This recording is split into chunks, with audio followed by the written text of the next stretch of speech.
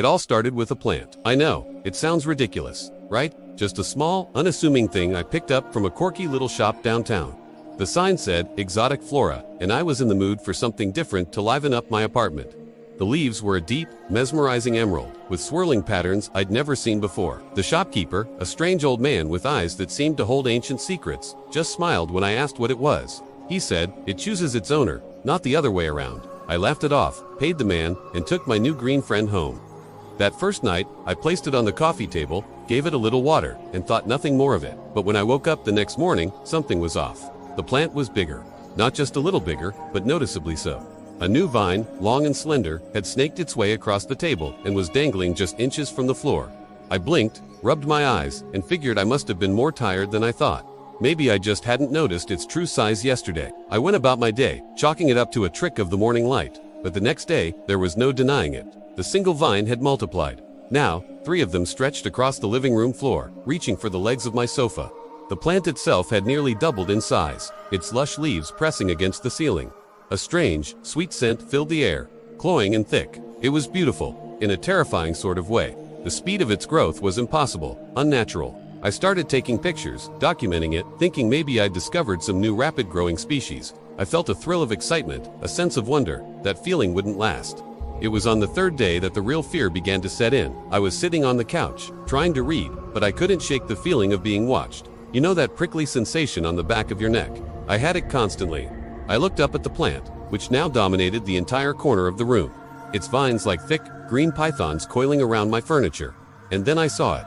The patterns on the leaves. They were changing. The intricate swirls I'd admired were rearranging themselves, coalescing into shapes that looked disturbingly like eyes, human eyes. They weren't just patterns. They were pupils and irises, shifting and turning, and they were all fixed on me. I jumped up from the couch, my heart hammering against my ribs.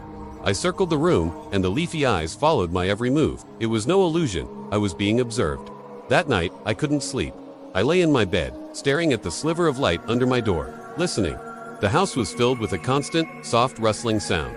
The sound of leaves shifting, a vine scraping against the floorboards, inching ever closer. Then I heard something else, a whisper. It was faint, like the wind sighing through trees, but it was there. It was my name. Over the next week, my apartment transformed into a jungle. The vines covered the walls, the ceiling, the windows, plunging the room into a perpetual green twilight. The air was heavy with that sickly sweet scent. The whispering grew louder, more distinct. It wasn't just my name anymore. It started mimicking my own voice, replaying snippets of phone conversations I'd had, lines from movies I'd watched. It was learning me. The plant was learning. The eyes on the leaves became more detailed, more lifelike. And one morning, I saw a new, horrifying development. On one of the larger, central leaves, a new pattern was forming. It wasn't an eye this time, it was a face. My face. A perfect botanical replica of my own features was slowly emerging from the chlorophyll, its expression unnervingly blank. It was like looking into a distorted mirror, a verdant mockery of my own identity. I tried to fight back. I grabbed a pair of pruning shears, determined to cut it down, to reclaim my home. But as I approached, the vines tensed. They writhed and pulled back from the walls, raising up like striking snakes. A low hiss emanated from the plant, a sound that vibrated through the floor and into my bones. The whispers stopped, replaced by a single, clear thought that bloomed in my mind, not my ears. A thought that was not my own. Stay. It was a command, not a request. I dropped the shears, my hands trembling. The fear was absolute now. I understood. I was trapped. The front door was blocked by a thick tapestry of interwoven vines. The windows were completely obscured. I was a prisoner in my own home, a specimen in a terrarium. The plant hadn't been brought here to decorate my space. It had been brought here to study me. I don't know how much time has passed. Days, weeks. The green light is constant. The whispering is a permanent chorus, a soundtrack to my captivity. It recites my memories, my fears, my dreams. It knows everything about me. The face on the leaf is almost complete.